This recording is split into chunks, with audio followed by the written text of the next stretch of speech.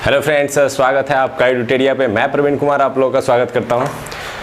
आज दोस्तों मैं बात करने वाला हूं बीपीएससी या किसी भी पीसीएस की तैयारी हम लोग कैसे करेंगे ताकि हमारे एग्ज़ाम क्वालिफाई हो सके और हम अपना एक सीट पक्का उसमें कर सकें। जैसा कि आप लोगों को पता होगा कि जल्द ही बीपीएससी की 64वीं वैकेंसी आ रही है और जिसके तहत 1200 से अधिक पोस्ट जो है वो इसके द्वारा भरे जाएंगे। तो उसमें एक सीट आपका पक्का हो सके, इसी के संबंध में हम लोग रणनीति पे चर्चा करेंगे कि आने वाले समय में कैसे पढ़ाई की जाए ताकि इसमें एक सीट हमारा फिक्स हो जाए और हम इस सीट को प्राप्त कर सके, अधिकारी बन सके। तो इस अधिकारी बनने की दौड़ के लिए कैसी रणनीति हो, कैसे पढ़ाई करें, क्या क्या जरूरी है, किन बातों का ध्यान रखें, इन सभी पर हम लोग चर्चा करेंगे इसके माध्यम से। यदि आप इसे फॉलो कर लेते हैं तो निश्चित रूप से यकीन मानिए आप अंतिम चरण में होंगे और उस एक ग्रुप में होंगे जो अंतिम रूप से फाइनल सिलेक्शन पाते हैं। तो कैसे इसकी तैयारी करेंगे, कैसे वहां तक पहुंचेंगे, इसी की रणनीति पर हम लोग चर्चा करेंगे बीपीएससी के तहत। इसके अलावा जो दोस्त अदर स्टेट से हैं, एमपीएससी या सीजीपीसीएस या यूपी पीसीएस, छत्तीसगढ़ पीसीएस जो भी है, तो उन सभी पीसीएस की तैयारी कैसे करते हैं उसके चरण लगभग सेम होते हैं। तो आप देखें, जरूर आपको इससे कुछ सीखने को मिलेगा। चलिए दोस्तों शुरू करते हैं कि हम पीसीएस के दौरान क्या पढ़ते हैं। सबसे पहली बात कि पीसीएस के क्रम में 3 चरण में एग्ज़ाम होते हैं।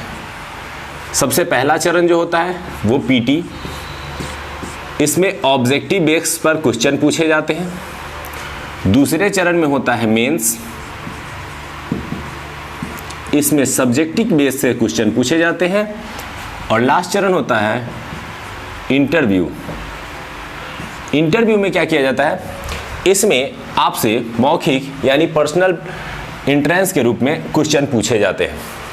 तो तीनों चरण की शुरुआत में क्या होता है, हम पहली गलती क्या करते हैं कि हम पीटी की तैयारी शुरू करते हैं। और जब पीटी की तैयारी करते हैं तो पता चलता है कि हम एग्ज़ाम देने गए, पीटी क्वालिफाई कर गए और फिर मेंस के लिए परेशान हो रहे हैं। फिर मेंस की तैयारी करने के लिए अगला चरण, और इस बार मेंस लटक जाएगा। फिर अगली बार मेंस की तैयारी के लिए निकलेंगे, फिर मेंस क्लियर करेंगे तो फिर इंटरव्यू की तैयारी के लिए। तो जो अच्छे स्टूडेंट होते हैं, जो फाइनल सिलेक्शन लेना चाहते हैं, उनकी तैयारी तीनों की एक साथ चलती है।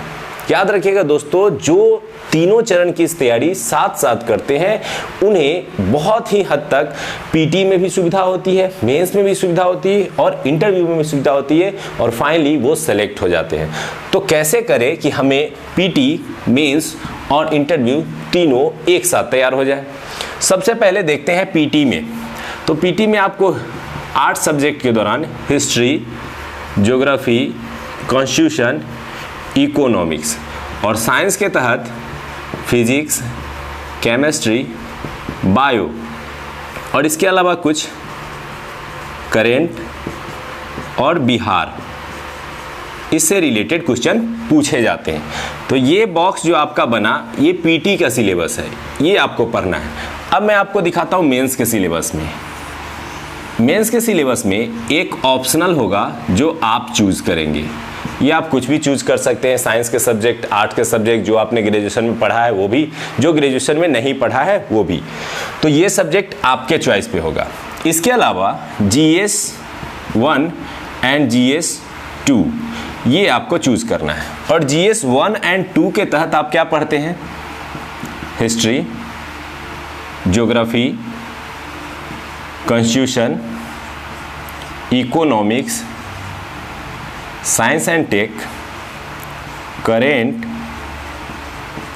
और स्टैटिक्स, ये इतनी चीज़ें पढ़ते हैं। तो आप अगर यहाँ देखेंगे ध्यान से तो ऐसे कई सब्जेक्ट आपको मिलेंगे जो पीटी के दौरान भी आपको पढ़ने हैं। तो क्यों ना इस समय पढ़ाई करते समय इन चीज़ों को ध्यान रखकर पढ़ा जाए।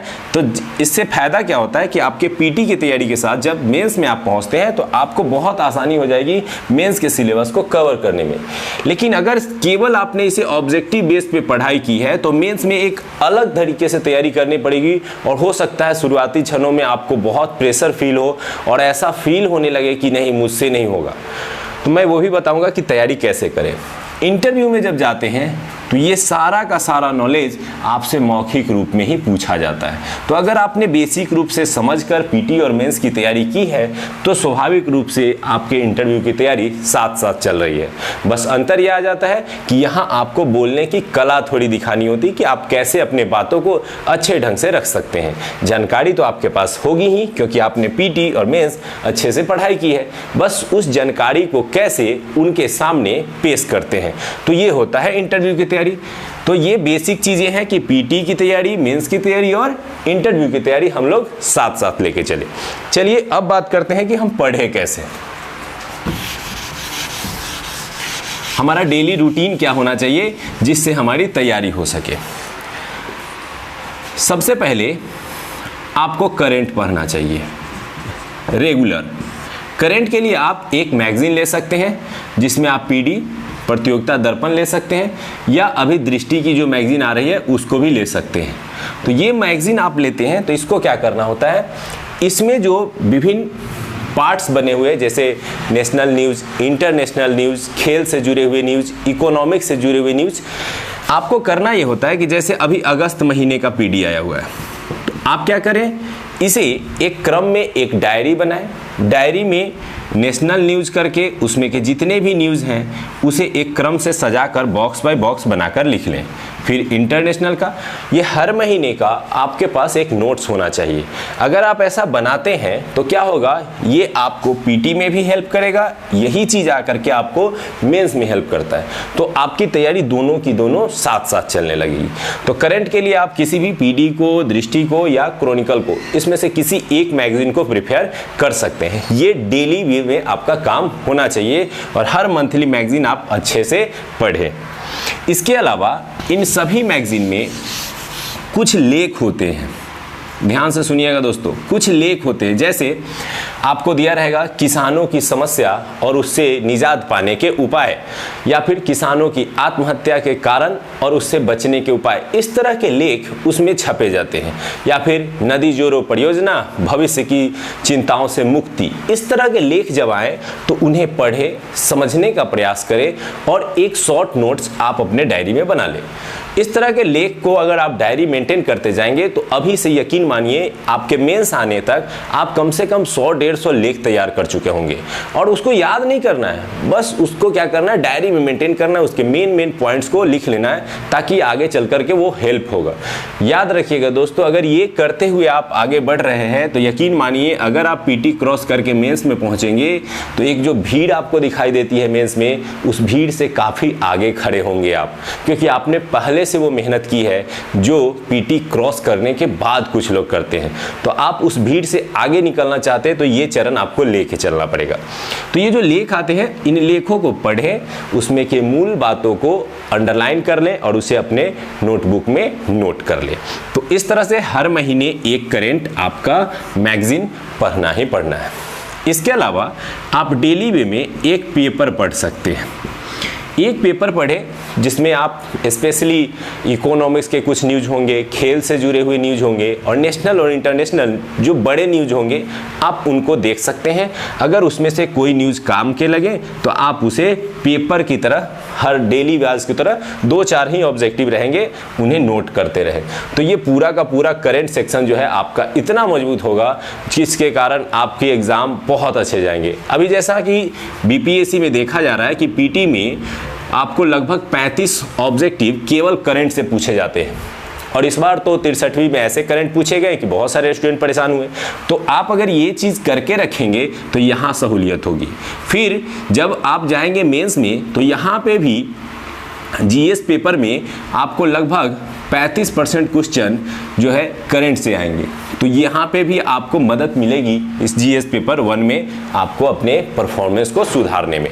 तो चलिए उम्मीद करते हैं कि ये चीज़ें आप करेंगे और आपको समझ में आएगी। धीरे धीरे मैं करंट के कुछ वीडियोज़ डालूंगा तो उससे भी आपको मदद मिलेगी। चलिए अब आते हैं दूसरे सेक्शन पे कि ये तो करंट हमने पढ़ा, सब्जेक्ट को कैसे पढ़ेंगे। तो सब्जेक्ट्स में आप क्या करें, अलग अलग सब्जेक्ट बारी बारी से उठाएं। जैसे आपने पहले हिस्ट्री को चूज किया तो क्या करेंगे, एनसीईआरटी की बुक से पढ़ सकते हैं, या फिर आपके पास कोई बुक है जो किसी टीचर के द्वारा सजेस्ट किया गया है या किसी टीचर का नोट्स आप पढ़ते हैं तो उसको चैप्टर वाइज क्रम से पढ़ें।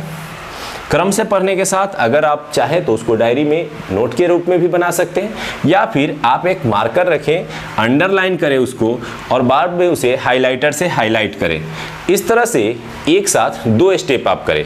पहली बार पढ़ने के क्रम में पेंसिल या पेन से अंडरलाइन करें और दूसरी बार पढ़ने के क्रम में जो जो अंडरलाइन आपने किया है उसे पढ़कर हाइलाइटर से हाईलाइट कर दें। इससे क्या होगा, आप एक ही चैप्टर को 3 बार पढ़ चुके हैं। एक बार पढ़ा, एक बार अंडरलाइन किया, एक बार हाईलाइट किया। नतीजा ये हुआ कि आपकी पढ़ाई ने आपके में दिमाग को 3 बार आदेश दिया कि इस चीज़ को याद करना है, और स्वाभाविक है कि ये चीज़ें आपको याद होती जाएंगी और एग्जामिनेशन हॉल में आपके काम में आएंगी। तो इस तरह से सब्जेक्ट वाइज प्रिफेयर करके बारी बारी से आपको सब्जेक्ट पढ़ने होंगे। यदि बात कर ले बीपीएससी के पीटी की तो इसमें सबसे ज़्यादा क्वेश्चन हिस्ट्री से पूछे जाते हैं, और हिस्ट्री का भी मॉडर्न हिस्ट्री पार्ट, तो इसको सबसे ज़्यादा फोकस करके आप पढ़ेंगे। इसके लिए आप स्पेक्ट्रम की बुक को भी प्रिफेयर कर सकते हैं। इसके अलावा ज्योग्राफी तो एनसीईआरटी से पढ़ सकते हैं, बहुत अच्छे से समझ में आएगा।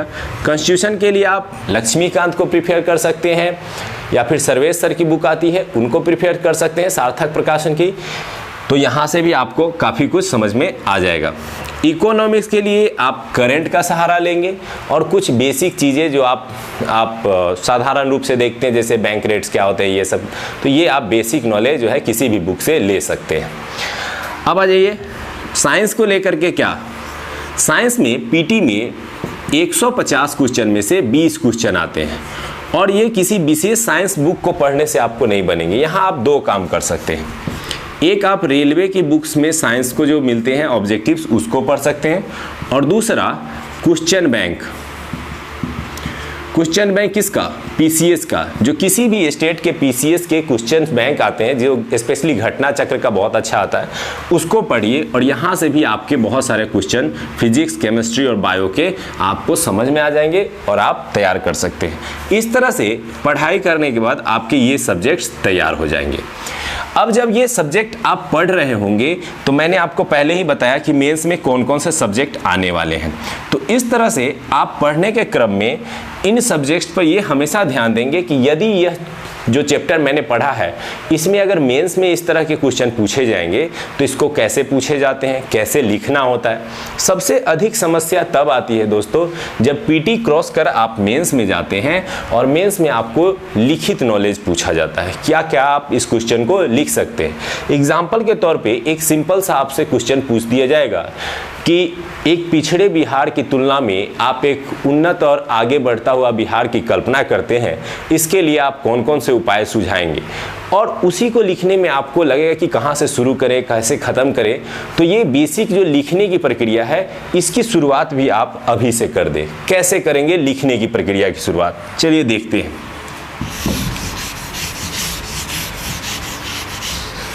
इसके लिए आप 2 चीज़ें करें। ये आप जो मैंने लेख बताया इसको करेंगे। जैसे आप किसी भी लेख को पढ़ें, एक बार अच्छे से पढ़ने के बाद आप बिना देखे एक उसका समरी 1 से 1.5 पेज में लिखने का प्रयास करें। बिना देखे लिखने का प्रयास करें। इसको नहीं लिख पा रहे हैं तो आप क्या करेंगे, पेपर, जो रोज़ पेपर लेते हैं उस पेपर के किसी न्यूज़ को पढ़ा आपने जो नेशनल या इंटरनेशनल था और अच्छा न्यूज़ था, उस न्यूज़ को भी पढ़ने के बाद बिना देखे लिखने का प्रयास करें। ये भी नहीं कर पा रहे हैं तो किसी एनसीईआरटी की बुक पढ़ी, एक हिस्ट्री की कहानी पढ़ी, जैसे 1857 की क्रांति आपने पढ़ी, और फिर उसको पढ़ने के बाद आप बिना देखे एक समरी में उसे लिखने का प्रयास करें। एवरीडे अगर आप एक लेख को भी अगर शॉर्ट करके उसे लिखने में सफल हो जाते हैं तो यकीन मानिए आपकी लेखन क्षमता धीरे धीरे बढ़ते बढ़ते इतनी अच्छी हो जाएगी कि आप मेंस में जाएंगे तो आप उन 1000 छात्रों में आगे की पंक्ति में रहेंगे जो मेंस देने आए हैं। और खास करके पहली बार एग्जाम दे रहे छात्रों के लिए तो ये पद्धति सबसे अधिक उपयोगी साबित होगी, और जो लोग कभी मेंस में फेल हो गए हैं उनके लिए भी ये बहुत ही उपयोगी पद्धति है कि आप प्रतिदिन थोड़ा सा लिखने का प्रयास करें और किसी भी टॉपिक को समझें और उस टॉपिक को लिखें। ठीक है, तो ये तरीका आप अपनाएंगे तो आपकी पीटी भी तैयारी साथ साथ चलती रहेगी और मेंस की भी तैयारी साथ साथ चलती रहेगी। कुछ छात्र केवल पीटी पर ध्यान देते हैं तो उन्हें मेंस में दिक्कत हो जाती है, कुछ छात्र केवल मेंस पे ध्यान देते हैं तो उनका पीटी नहीं निकलता है। तो इसलिए आपको एक बैलेंस अप्रोच के साथ जब पढ़ाई करें तो उसके ऑब्जेक्टिव पर भी फोकस करेंगे और उसके सब्जेक्टिव नॉलेज को भी समरी बना करके लिखने का प्रयास करेंगे।